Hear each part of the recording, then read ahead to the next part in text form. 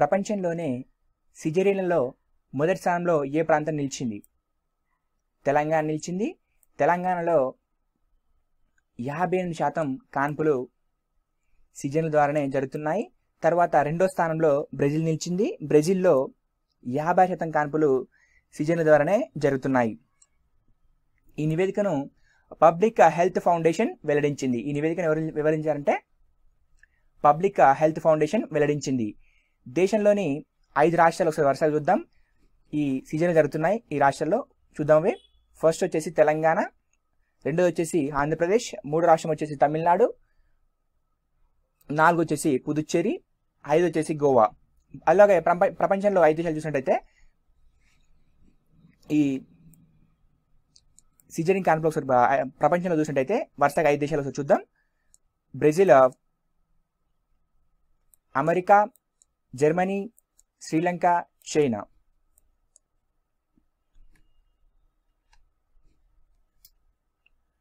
ప్రపంచ పారిశ్రామికవేత్తల సదస్సు ఎక్కడ జరగనుంది? దీన్నే గ్లోబల్ ఎంట్రిబ్యూనల్ సబ్మిట్ అని చెప్పేసి కూడా అంటారు. ఇది హైదరాబాద్లో జరుగుతుంది, అంటే జరగనుంది సారీ. ఇది నవంబర్ 28, 29, 30 తేదీల్లో జరగనుంది. ఈ సమావేశం తొలిసారిగా వాషింగ్టన్ డీసీలో జరిగింది. ఇది 2010లో దీన్ని ప్రారంభించారు మొదటగా. ఇది మొదటిసారి వచ్చేసి 2010లో వాషింగ్టన్ డీసీలో జరిగింది. ఈ వాషింగ్టన్ డీసీ యుఎస్ఏ యొక్క రాజధాని. లాస్ట్ ఇయర్ సిలికాన్ వ్యాలీలో జరిగింది. ఇది కూడా అమెరికాలోనే ఉంది. ప్రపంచ పారా అథ్లెటిక్స్ ఎక్కడ జరుగుతున్నాయి? లండన్లో జరుగుతున్నాయి. ఇందులో భాగంగా భారత క్రీడాకారుడు సుందర్ సింగ్ గుర్జర్ స్వర్ణం గెలుచుకున్నారు. ఇతను ఏ విభాగంలో గెలుచుకున్నారంటే జావలిన్ త్రోలో గెలుచుకున్నాడు సుందర్ సింగ్ గుర్జర్. భూమిపై చివరి జీవి ఏది? టర్డిగ్రేడ్లు. ఇది సూర్యుడు ఉన్నంత కాలం జీవిస్తుంది. దీని కాళ్ళు 8 కాళ్ళు ఉంటాయి. దీని పరిమాణం వచ్చేసి 0.5 మిల్లీమీటర్లు. ఇది మైక్రోస్కోప్ ద్వారా దీన్ని చూడొచ్చు. దీని జీవితకాలం వచ్చేసి 10 మిలియన్ సంవత్సరాలు. ఇది ప్రకృతి విపత్తులకు సైతం ఇది ఎదుర్కొని బ్రతుందన్నమాట. దీన్ని ఆక్స్ఫర్డ్ యూనివర్సిటీ అధ్యాపకుల బృందం దీనిపై అధ్యయనం చేశారు టర్టిగ్రేడ్ల పైన. తెలంగాణ స్కాట్స్ గైడ్స్ కి ఏ అవార్డు లభించింది? జాతీయ పురస్కారం లభించింది. ఇది దేశంలోనే 2వ స్థానంలో ఉంది. వింబుల్టన్ మహిళా విభాగంలో విజేత ఎవరు? ముగురుజా. ఈమెది స్పెయిన్. ఈమె ప్రత్యర్థి వచ్చేసి వీనస్. ఈ టోర్నీ లండన్లో జరుగుతుంది. వింబుల్టన్ మహిళా విభాగం విజేత ఎవరంటే ముగురుజా. ఈమెది స్పెయిన్. ప్రత్యర్థి వచ్చేసి వీనస్. లండన్లో జరిగింది ఈ టోర్నీ.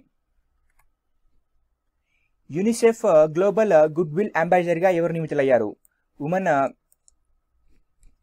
నియమితులయ్యారు. ఈమె బార్ సంతతికి చెందిన కెనడా అమ్మాయి. ఈమె ఏం చేసిందంటే యూట్యూబ్లో బాలపైన మహిళపైన అవేర్నెస్ తీసుకొచ్చింది అనమాట.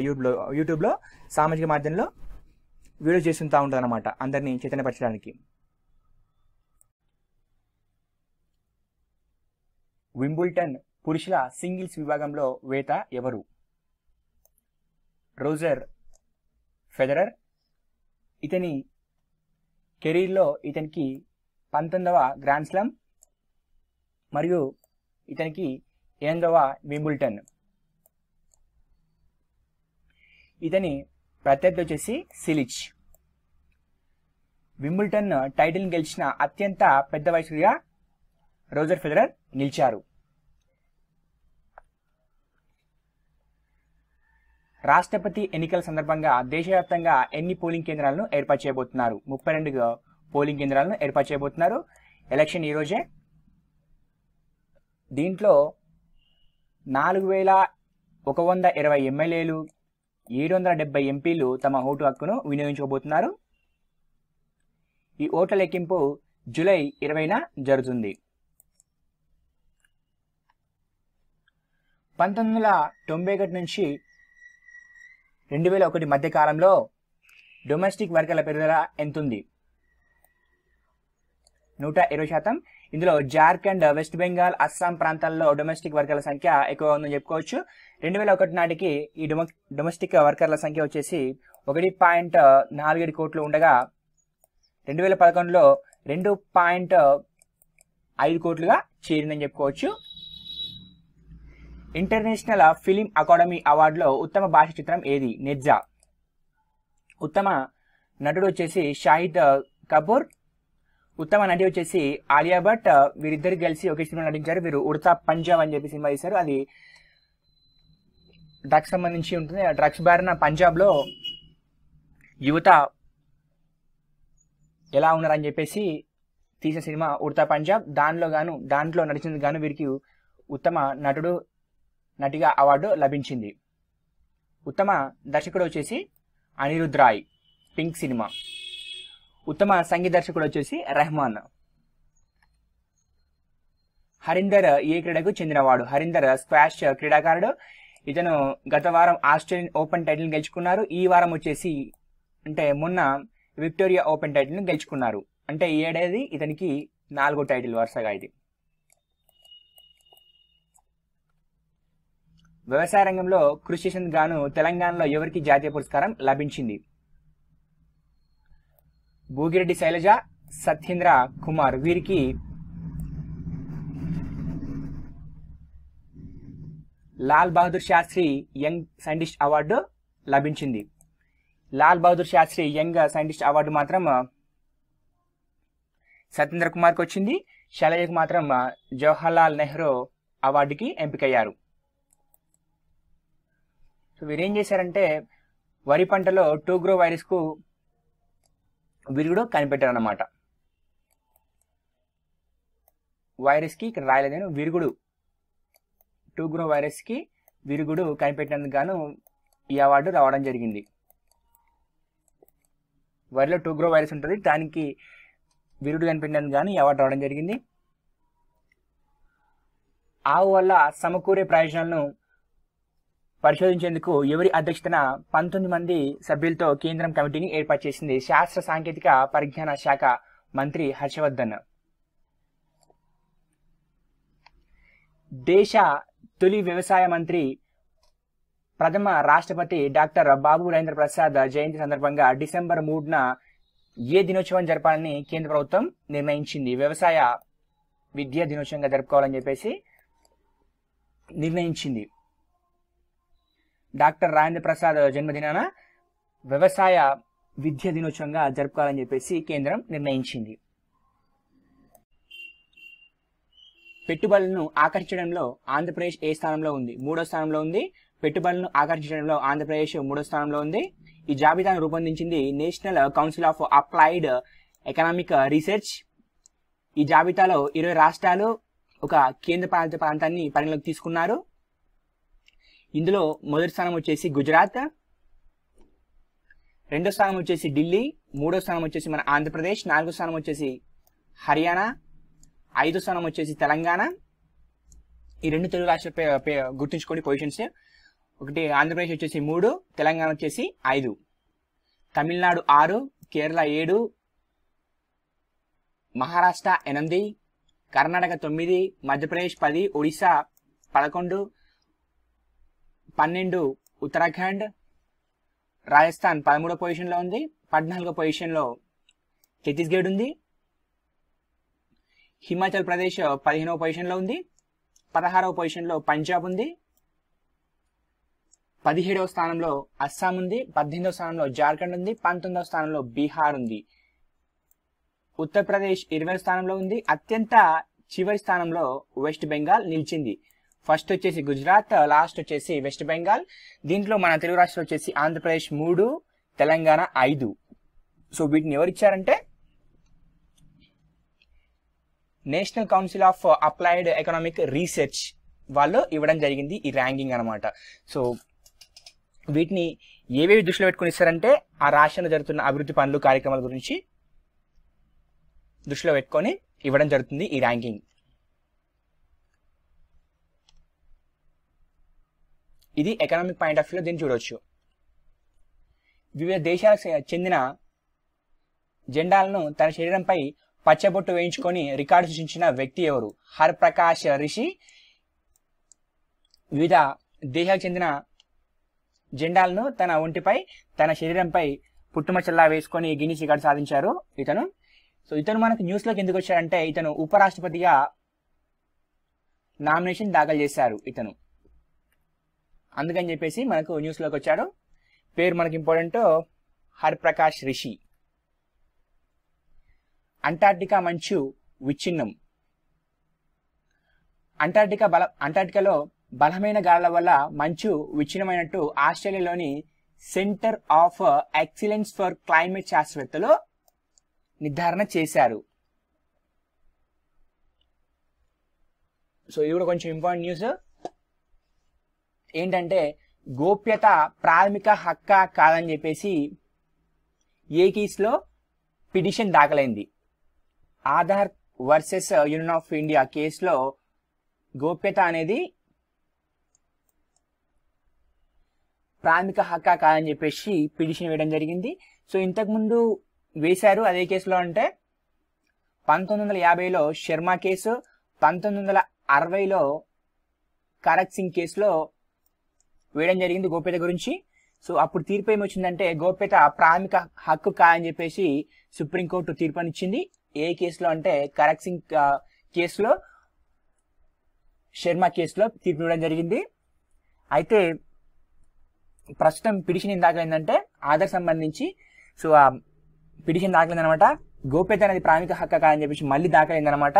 సో ఇప్పుడు కోర్టు ఏం చేస్తుందంటే 9 మంది సభ్యులతో ధర్మాసనాన్ని సుప్రీంకోర్టు ఏర్పాటు చేసింది. సో ఇప్పుడు ఇంతకుముందు కేసుల్లో తీర్పునిచ్చింది కదా, ఏంటి గోప్యత అనేది ప్రాథమిక హక్కు కాదని చెప్పేసి. సో వాటిపైన గురించి కూడా చర్చిస్తుంది అనమాట. ఇక చూడాలి ఏమంటుందో చూడాలి, వచ్చిన తర్వాత డిస్కస్ చేద్దాం. సో ఇదేంటంటే మనకు పర్టికులర్ అక్యురేట్గా చెప్పాలంటే మనకు ప్రాథమిక హక్కులు పాలిటీలో ఉంటుంది, దాంట్లో ఈ పాయింట్ని యాడ్ చేసుకోండి కంపల్సరీ. ఎందుకంటే ఇది రీసెంట్ ఇష్యూ కాబట్టి ఒకవేళ మీకు పాలిటీలో అడగనంటే, రీసెంట్ ఇష్యూ మీద అడగనంటే ఇట్లా అడగొచ్చు. ఈ పాయింట్ని ప్రాథమిక హక్కుల్లో అప్డేట్ చేసుకోండి. అండ్ నెక్స్ట్ బయో ఆసియా సదస్సు ఎక్కడ జరగనుంది? హైదరాబాద్లో జరగనుంది. ఈ సమావేశాలు ఫిబ్రవరి 22 నుంచి అంటే 2018లో జరగబోతున్నాయి. 2018లో ఫిబ్రవరి 22 నుంచి 24 వరకు జరగనున్నాయి బయో ఆసియా సదస్సులు మన హైదరాబాద్లో జరగబోతున్నాయి. ప్రపంచ టీకాల ఉత్పత్తిలో భారత్ 30% మేర ఉత్పత్తి చేస్తుంది. సో ప్రపంచంలో మొత్తం హోల్సేల్గా హోల్ చూసినట్టయితే ప్రపంచంలో మొత్తం హోల్ చూస్తే దాంట్లో టీకాల ఉత్పత్తిలో ప్రపంచం వ్యాప్తంగా చూస్తే దాంట్లో మనం 30% టీకాల ఉత్పత్తి మన భారతదేశంలోనే జరుగుతున్నాయి. ఇప్పటి వరకు ఒక జమ్మూ కాశ్మీర్కే ప్రత్యేక జెండా ఉంది. మరో ఏ రాష్ట్రానికి ప్రత్యేక జెండాను రూపొందించుకుంది? సో మరొక ఏ రాష్ట్రం ప్రత్యేక జెండాను రూపొందించుకుంది? కర్ణాటక రాష్ట్రం రూపొందించుకుంది. 9 మందితో ఒక కమిటీని వేసింది కర్ణాటక ప్రభుత్వం. జెండా కలర్ ఏంటంటే పసుపు ఎరుపు రంగులో ఉంటుంది జెండా. ఈ జెండాను రూపొందించింది కన్నడ హక్కుల కార్యకర్త వీర సేనాని మా రామ్మూర్తి. వీరసేనాని మా రామ్మూర్తి ఇతను ఈ జెండాను 1960లో డిజైన్ చేశారు. అయితే ఇది వివాదమైందనమాట. ఎప్పుడైందంటే 2012లో కర్ణాటక హైకోర్టు ఏం తీర్పునిచ్చిందంటే ఇది జాతీయ సమైక్యతకు సమగ్రతకు దెబ్బతీస్తుందని చెప్పేసి కర్ణాటక హైకోర్టు తీర్పునిచ్చింది. సో మళ్ళీ రీసెంట్ గా ఈ జెండా వివాదం మళ్ళీ ముందుకొచ్చింది. సో ఏంటంటే ఇప్పుడు నవంబర్ 1న కర్ణాటక అవతరణ దినోత్సవం ఉందన్నమాట. ఈ కర్ణాటక అవతరణ దినోత్సవంలో ఆ జెండాను ఆ ఫ్లాగ్ ని ఇనాగ్రేట్ చేయాలని చెప్పేసి వాళ్ళు అనుకుంటున్నారు కర్ణాటక ప్రభుత్వం వాళ్ళు. చూడాలి ఏమవుతుందో. సో ఇక్కడ మనకి ఏంటంటే మన దేశంలో ఒకటే ఒక జెండా, అది మన భారత జాతీయ జెండా. జమ్మూ కాశ్మీర్ మాత్రమే అది దానికి సపరేట్ గా ఒక జెండా ఇవ్వడం జరిగింది అని చెప్పేసి గుర్తుంచుకోండి. ఇప్పుడు చూడాలి కోర్టు స్టే ఇస్తుందా లేకపోతే ఏం చేస్తుందో చూడాలి, వెయిట్ చేసి చూద్దాం. నెక్స్ట్ స్మృతి ఇరానీ అదనంగా ఏ బాధ్యతలు అప్పగించారు? స్మృతి ఇరానీకి అదనంగా ఏ బాధ్యతలు అప్పగించారు? ఈమెకు సమాచార ప్రసార శాఖలు అప్పగించారు మరియు ఈమె ప్రస్తుతానికి జౌళి శాఖ నిర్వర్తిస్తుంది. ఇంతకుముందు గతంలో హెచ్ఆర్డి శాఖను నిర్వర్తించింది, హ్యూమన్ రిసోర్స్ డెవలప్మెంట్ శాఖను నిర్వర్తించింది, మానవాభివృద్ధి శాఖను నిర్వర్తించింది. సో దాంట్లో ప్రకాష్ జవదేకర్ గారు రిప్లేస్ అయ్యారు. ఈమెకు జౌళి శాఖ ఇవ్వడం జరిగింది. అదనంగా ఇప్పుడు మన వెంకయ్యనాయుడు గారు ఉపరాష్ట్రపతికి పోటీ చేస్తున్నారు కాబట్టి ఆ 2 పదవులు ఖాళీ అయినాయి కాబట్టి ఏంటి సమాచార శాఖ, ఇంకొకటి పట్టణాభివృద్ధి శాఖ, 2 శాఖలు ఖాళీ అయినాయి కాబట్టి ఒకటి సమాచార శాఖను స్మృతి ఇరానీకి ఇవ్వడం జరిగింది. నరేంద్ర సింగ్ తోమర్కి పట్టణాభివృద్ధి శాఖను ఇవ్వడం జరిగింది. నరేంద్ర సింగ్ తోమర్ ప్రస్తుతం ఏ పదవిలో ఉన్నాడంటే గ్రామీణాభివృద్ధి మంత్రి శాఖ పదవిని నిర్వహిస్తున్నాడు. ఇటీవల రాజ్యసభకు రాజీనామా చేసిన సభ్యురాలి పేరేమిటి? మాయావతి. ఈమె మాజీ ఉత్తరప్రదేశ్ సీఎం. ఈమె పార్టీ వచ్చేసి బహుజన్ సమాజ్వాదీ పార్టీ అని చెప్పేసి గుర్తుంచుకోండి.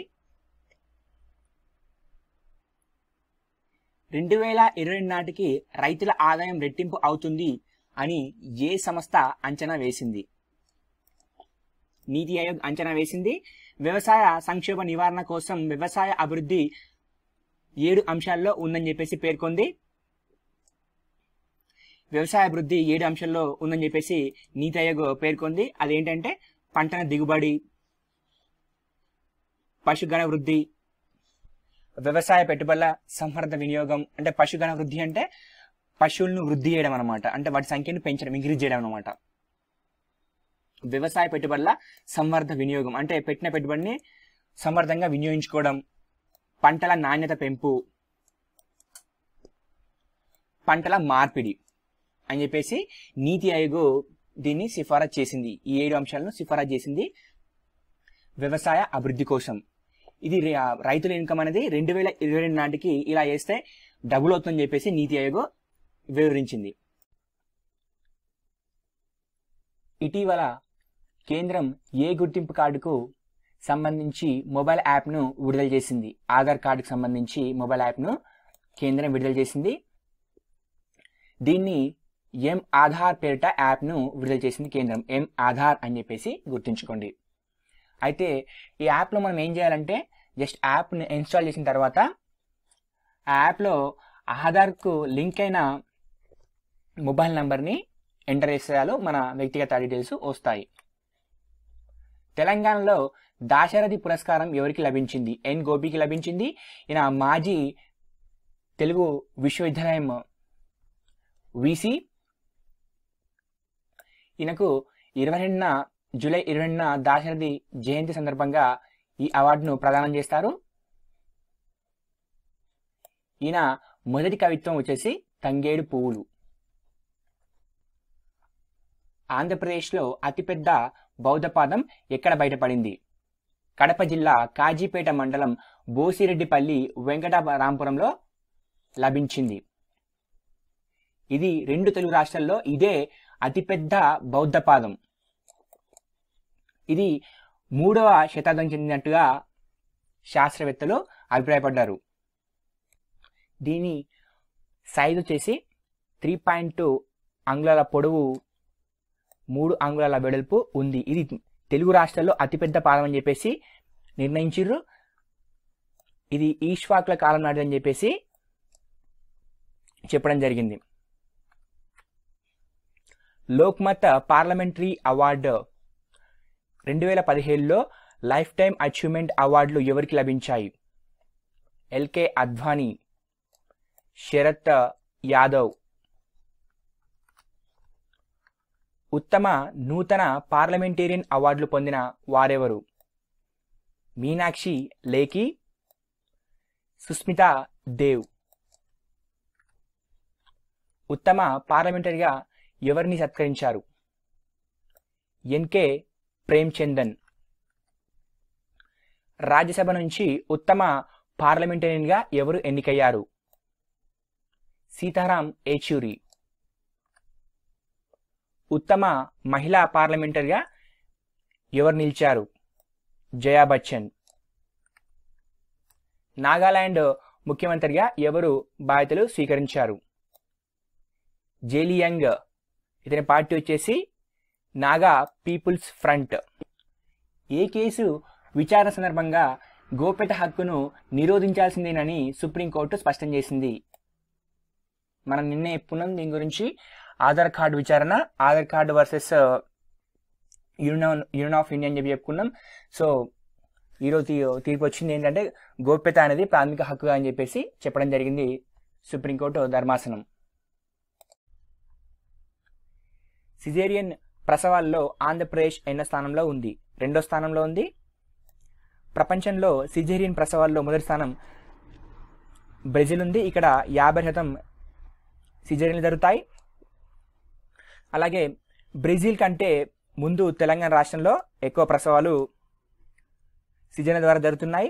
దాదాపు 58% ఇక్కడ సిజేరియన్ ద్వారా ప్రసవాలు జరుగుతున్నాయి తెలంగాణలో. మన ఆంధ్రప్రదేశ్లో 40.1% మేర సిజేరియన్లు జరుగుతున్నాయి మన ఆంధ్రప్రదేశ్లో. మన దేశంలో 1992-93లో సిజేరియన్లు 2.5% నమోదు కాగా 2005-6 మధ్య కాలంలో 8.5% నమోదయ్యాయి. చూడండి, ఈ సంఖ్య ఏటకేటకు పెరుగుతూ వస్తుంది. 2014-15 మధ్యకాలంలో సిజేరియన్ల సంఖ్య 15.4%కు చేరుకుంది. 2014-15లో ప్రభుత్వ ఆసుపత్రుల్లో 10%, ప్రైవేట్ ఆసుపత్రుల్లో 31.1% సిజేరియన్లు జరిగాయి. సో ఈ డేటా అంతా మనకి ఇంపార్టెంట్, ఒకసారి గుర్తుంచుకోండి. ఫస్ట్ సిజేరియన్ల కంట్రీ వచ్చేసి బ్రెజిల్ తర్వాత మన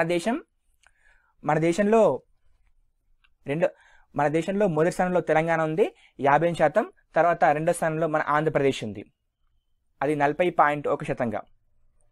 సో ఈ డేటా అంతా గుర్తుంచుకోండి.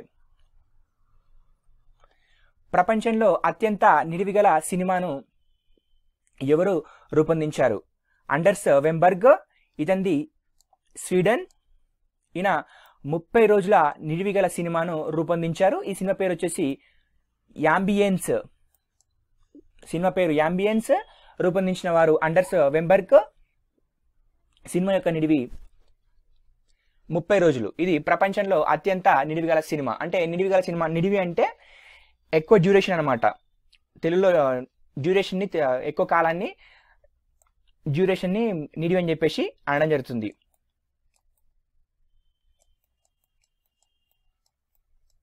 సో నిడివి అంటే డ్యూరేషన్ అని చెప్పేసి గుర్తుంచుకోండి. రామ్నాథ్ కోవింద్ ఎన్నో రాష్ట్రపతి? రామ్నాథ్ కోవింద్ 14వ రాష్ట్రపతి.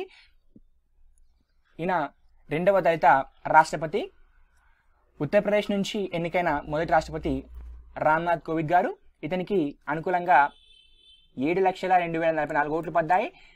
65.65% ఓట్లు సాధించారు రామ్నాథ్ కోవింద్ గారు. మీరా కుమారికి 3,67,314 ఓట్లు సాధించారు.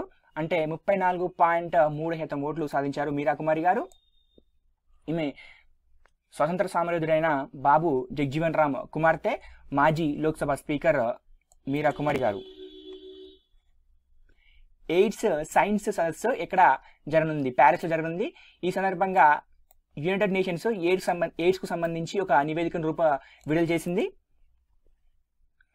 ఆ నివేదిక ఏంటో చూద్దాం ఒకసారి. 2005 నుంచి 16 కాలం మధ్య ఎయిడ్స్ మరణాల సంఖ్య 19 లక్షల నుంచి 10 లక్షలకు తగ్గిందని చెప్పేసి రిపోర్ట్లో పేర్కొంది. 2016లో 3.67 కోట్లకు గాను 1.95 కోట్ల మంది HIV బాధితులు చికిత్స తీసుకుంటున్నారని చెప్పేసి రిపోర్ట్లో పేర్కొంది. అంటే దాదాపు సగం కంటే ఎక్కువ. ప్రపంచంలో సగం మంది బాధితులుండే తూర్పు దక్షిణాఫ్రికా ప్రాంతంలో ఎయిడ్స్ తగ్గుతుందని చెప్పేసి ఈ రిపోర్ట్లో పేర్కొంది. 2010 నుంచి ఈ ప్రాంతంలో ఎయిడ్స్ మరణాల సంఖ్య 42% మేర తగ్గిందని చెప్పేసి ఈ రిపోర్ట్లో పేర్కొంది.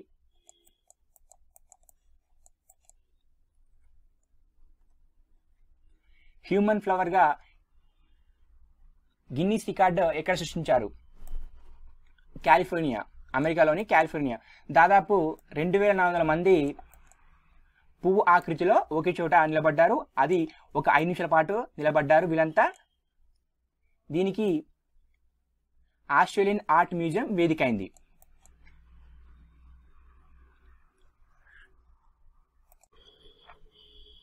రాష్ట్రపతి ఎన్నికల్లో ఇప్పటి వరకు అత్యధిక ఓటు సంపాదించిన ప్రత్యర్థి ఎవరు? మీరా కుమార్. ఈమె 50 ఏళ్ల చరిత్రను తిరిగి రాశారు. ఈమెకు 3 లక్షల పైచిలకు ఓట్లు లభించడం జరిగింది. రామ్నాథ్ కోవింద్ గారికి 65.65% ఓట్లు రాగా మీరా కుమారి గారికి 34.35% ఓట్లు లభించాయి. సో ఏంటంటే ఈమె రాష్ట్రపతి ఎన్నికల్లో ఓడిన ప్రత్యర్థుల్లో అత్యధిక ఓటు సంపాదించారు మీరా కుమారి గారు. ఇంతకుముందు ఈ రికార్డు కోకా సుబ్బారావు పేరిట ఉండేది. కోకా సుబ్బారావు పేరు చెప్పగానే మనకు గుర్తొచ్చేది ఆంధ్రప్రదేశ్ హైకోర్టు మొదటి ప్రధాన న్యాయమూర్తి ఎవరంటే కోకా సుబ్బారావు అని చెప్పి చెప్పుకోవచ్చు. అండ్ నెక్స్ట్, ఇటీవల భారత్ ఎంతమంది పాకిస్తాన్ పౌరులకు భారత పౌరసత్వం కల్పించింది?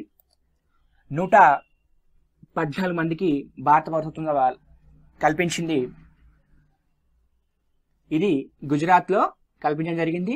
సో ఏంటంటే భారత పౌరసత్వ చట్టం ప్రకారం భారత పౌరసత్వం కోరుతూ వచ్చిన దరఖాస్తులపై జిల్లా కలెక్టర్దే తుది నిర్ణయం. అంటే ఏ దేశం నుంచి వచ్చిన పౌరుడైనా మన దేశం పౌరసత్వం కోసం అప్పీల్ చేసుకోవచ్చు. అది జిల్లా కలెక్టర్ వద్ద అప్పీల్ చేసుకోవచ్చు. ఆ దరఖాస్తు చూసి ఆ కలెక్టర్ డిసైడ్ చేశారనమాట. సో అల్టిమేట్ డిసిషన్ ఆ కలెక్టర్ అని చెప్పుకోవచ్చు. సో ఇక్కడ ఏంటంటే మనకు భారత పౌరసత్వ చట్టం 1955 అని చెప్పేసి చెప్పుకోవచ్చు. సేమ్ 1950 ప్రకారం ఏంటంటే ఒక వేరే దేశ పౌరునికి మన దేశ పౌరసత్వం ఇవ్వాలా లేదని చెప్పేసి డిసైడ్ చేసేది కలెక్టర్ అని చెప్పి చెప్పుకోవచ్చు. 1955 చట్టం ప్రకారం అని చెప్పి చెప్పుకోవచ్చు. ఇది గుర్తుంచుకోండి. మెయిన్ ఇంపార్టెంట్ ఏంటంటే ఈ 1950 చట్టం, ఇది ఒకటి గుర్తుంచుకోండి. నెక్స్ట్, ఇటీవల కంట్రోలర్ అండ్ ఆడిటర్ జనరల్ ఏ రిపోర్ట్ను విడుదల చేసింది? రైళ్లలో ప్రజలకు అందిస్తున్న ఆహారం గురించి రిపోర్ట్ను విడుదల చేసింది. ఇది తినడానికి పనికిరాని ఆహారం అని చెప్పేసి వ్యాఖ్యానించింది. పాడైపోయిన ఆహారం, రీసైక్లింగ్ ఫుడ్ ప్యాకెట్లో ఉంచిన ఆహారం, గుర్తింపు లేని కంపెనీల వాటర్ బాటిల్స్ తదితర ప్రయాణికులకు రైల్వే అందిస్తుందని చెప్పేసి కాగ్ తన రిపోర్ట్లో పేర్కొందనమాట. అంటే ఏంటంటే సో పాడైపోయిన ఆహారము, రీసైక్లింగ్ చేసిన ఫుడ్ ప్యాకెట్లు అందిస్తుందని చెప్పేసి కాగ్ తన రిపోర్ట్లో పేర్కొంది. నెక్స్ట్, ప్లాస్టిక్ వ్యర్థాలు ప్రపంచవ్యాప్తంగా 2015 నాటికి ఎంత పెరిగాయని చెప్పేసి చెప్పుకోవచ్చు. 2015 నాటికి 830 కోట్ల టన్నులు ప్లాస్టిక్ పెరిగిందని చెప్పుకోవచ్చు. ఇందులో 630 కోట్ల టన్నులు వ్యర్థాలుగా మారి పర్యావరణంలోకి చేరినట్టు అంచనా. పరిస్థితి ఇలాగే కొనసాగితే 2050 నాటికి భూగ్రహం పైన 1200 కోట్ల టన్నులు ప్లాస్టిక్ వ్యర్థాలు పెరిగిపోతాయని చెప్పేసి అమెరికాకు చెందిన university of Georgia, university of California శాస్త్రవేత్తలు తెలియజేశారు. సో ఈ రిపోర్ట్ను ఎవరు విడుదల చేశారంటే university of Georgia, university of California విడుదల చేసింది. ఏంటంటే 2015 నాటికి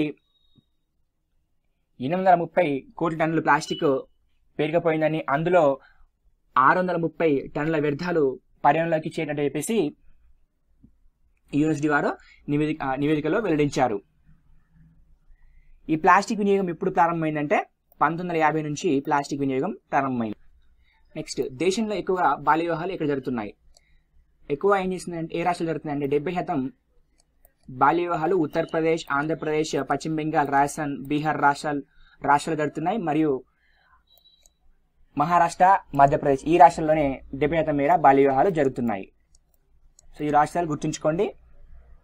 ప్రపంచవ్యాప్తంగా జరుగుతున్న బాల్య వివాహాల్లో భారత్లో 33% బాల్య వివాహాలు జరుగుతున్నాయి.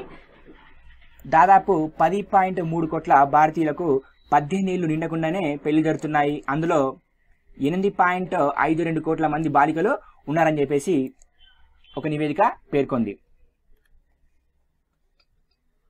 ఆర్థిక సంవత్సరాన్ని ఎప్పటి నుంచి ఎప్పటి వరకు మార్చారు? ఈ ఆర్థిక సంవత్సరం ఎప్పుడైనా ఏంటంటే ఏప్రిల్ 1 నుంచి మార్చ్ 31కి ఆర్థిక సంవత్సరం ఎవ్రీ ఇయర్ ఉంటుంది. కాకపోతే ఈసారి ఏం చేస్తారంటే జనవరి నుంచి డిసెంబర్కు ఈ ఆర్థిక సంవత్సరాన్ని మార్చాలని చెప్పేసి కేంద్ర ఆర్థిక శాఖ చూస్తుంది. సో ఇది ఒకటి గుర్తుంచుకోండి, ఇది ఎకనామిక్ పాయింట్ ఆఫ్ వ్యూలో చాలా ఇంపార్టెంట్. ఇంకొక విషయం ఏంటంటే ఎప్పుడు బడ్జెట్ని మనకు ఫిబ్రవరి లాస్ట్ వర్కింగ్ డే రోజు ప్రవేశపెడుతుండే, అది సాంప్రదాయం. అది 2016 వరకు అలా చేస్తుండే. కానీ మొన్న 2017లో జనవరిలోనే బడ్జెట్ని ప్రవేశపెట్టారు. సో ఈ పాయింట్ని అబ్జర్వేషన్ చేయాలి. సో ఈసారి బడ్జెట్ మాత్రం ఎప్పుడు ప్రవేశపెడతారో చూడాలి. సో ఇంతకుముందు పేపర్లో స్టేట్మెంట్ ఇస్తారు వాళ్ళు ఏంటంటే బడ్జెట్ నవంబర్ లేదా డిసెంబర్లో ఉంటుందని చెప్పేసి బడ్జెట్ అనౌన్స్మెంట్ చేస్తారు. కానీ అది అఫీషియల్ కాదు. సో అఫీషియల్ విషయంగా చూద్దాం ఒకసారి. సో ఇది మాత్రం అఫీషియల్. సో ఆర్థిక సంవత్సరాన్ని జనవరి నుంచి డిసెంబర్కు మారుస్తున్నారు. నెక్స్ట్, భారత మెడికల్ కౌన్సిల్ ప్రకారం డాక్టర్ల నిష్పత్తి ఎంత అంటే ప్రతి 1000 మంది జనాభాకు 0.62% ఉందని చెప్పేసి కేంద్రం వెల్లడించింది. మామూలుగా అయితే ఎంత ఉండాలంటే WHO ప్రకారం, వరల్డ్ హెల్త్ ఆర్గనైజేషన్ ప్రకారం ఎంత ఉండాలంటే ప్రతి 1000 మంది జనాభాకు ఒక డాక్టర్ ఉండాలి. సో ఇక్కడ మనకు చాలా తక్కువ ఉన్నారు, ఒకరు కూడా లేరు అని చెప్పుకోవచ్చు. ఇక్కడ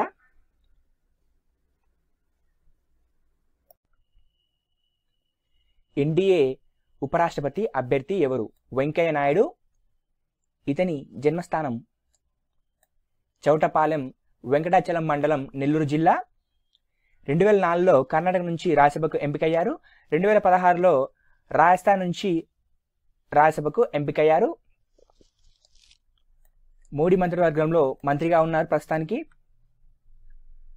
ఇక ప్రతిపక్షాల ఉపరాష్ట్రపతి అభ్యర్థి చూసినట్టయితే ప్రతిపక్షాల ఉపరాష్ట్రపతి అభ్యర్థి వచ్చేసి గోపాలకృష్ణ గాంధీ. ఇతను గాంధీ యొక్క మనుమడు. ఇతను 2004లో వెస్ట్ బెంగాల్ గవర్నర్గా పనిచేశారు. 2006లో కొంతకాలం బీహార్ గవర్నర్గా పనిచేశారు. ఇతను 1968 క్యాడర్కు చెందిన ఐఏఎస్ ఆఫీసర్. తెలంగాణ అడ్వకేట్ జనరల్గా ఎవరు నియమితులయ్యారు? దేశాయ్ ప్రకాష్ రెడ్డి. ఈయనది వనపర్తి జిల్లాలోని అమరచింత గ్రామం. ఈయన 1990 నుంచి 2004 వరకు ఆంధ్రప్రదేశ్ అదనపు అడ్వకేట్ జనరల్గా పనిచేశారు. 1957లో అమరచింత నియోజకవర్గంకు ఎమ్మెల్యేగా పనిచేశారు. అలాగే 1962లో అలంపూర్ నుంచి ఎమ్మెల్యేగా పనిచేశారు. కేసీఆర్ కిట్ కింద నమోదయ్యే వారికి ఏ పథకాన్ని వర్తింపజేయనున్నారు? గర్భిణీలకు ఉచిత వాహన సేవలు. ప్రసవ అనంతరం నుంచి శిశువుకు టీకాలు అందించే వరకు ప్రయాణం సురక్షితం, ఉచితం కూడా. ఆసుపత్రిలో ఉచిత భోజన సదుపాయం కూడా కల్పించనున్నారు. ఏంటంటే ఏ మహిళ అయితే కేసీఆర్ కిట్కు అర్హురాలో వారందరికీ ఉచిత వాహన సేవలు కూడా అందించనున్నారు. ఈ వాహన సేవలు ఏంటంటే ప్రసవ అనంతరం నుంచి శిశువుకు టీకాలు అందించే వరకు ఇవి ఉచిత వాహన సేవలు అందించబడతాయి. దేశంలోనే తొలిసారిగా బయోమీథేన్ బస్సును తయారు చేసిన సంస్థ ఏది? టాటా మోటార్స్. కేంద్ర చమురు శాఖ నిర్వహించిన ఊర్జా ఉత్సవ్లో దీన్ని ఆవిష్కరణ చేశారు. ఊర్జా ఉత్సవ్లో దీన్ని ఆవిష్కరణ చేశారు టాటా మోటార్స్ వారు. ఇది దేశంలోనే మొట్టమొదటిసారిగా తయారు చేసిన బయోమీథేన్ బస్సు. ఎవరు తయారు చేశారంటే టాటా మోటార్స్ వారు తయారు చేశారు. సోహం అనే పరికరం దేనికి సంబంధించింది? నవజాత శిశువుల్లో వినికిడి లోపాన్ని గుర్తించడానికి ఈ సోహం అనే పరికరం ఉపయోగిస్తారు. ఇది పూర్తి స్వదేశీ పరిజ్ఞానంతో రూపొందించబడింది. ప్రపంచ పారా అథ్లెటిక్ ఛాంపియన్షిప్లో అమిత్ ఏ పథకం సాధించాడు? సిల్వర్ మెడల్ సాధించాడు. అది క్లబ్ త్రోలో. ఇతని పూర్తి పేరు అమిత్ కుమార్ సరోహా. సంగీత కళానిధి పురస్కారం ఎవరికి లభించింది?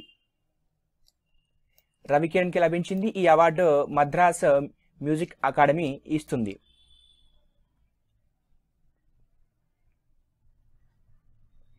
ఇండో టిబెటన్ బార్డర్ పోలీస్ అదనపు జనరల్ డైరెక్టర్గా ఎవరు నియమితులయ్యారు? ఆర్కే మిశ్రా. ఈయన 1986 బ్యాచ్కి చెందిన ఐపీఎస్ ఆఫీసర్. ఇంతకుముందు కేంద్ర పారిశ్రామిక భద్రతా దళంలో పనిచేశారు. సిఆర్పిఎఫ్లో ఐజీగా కూడా పనిచేశారు ఆర్కే మిశ్రా గారు.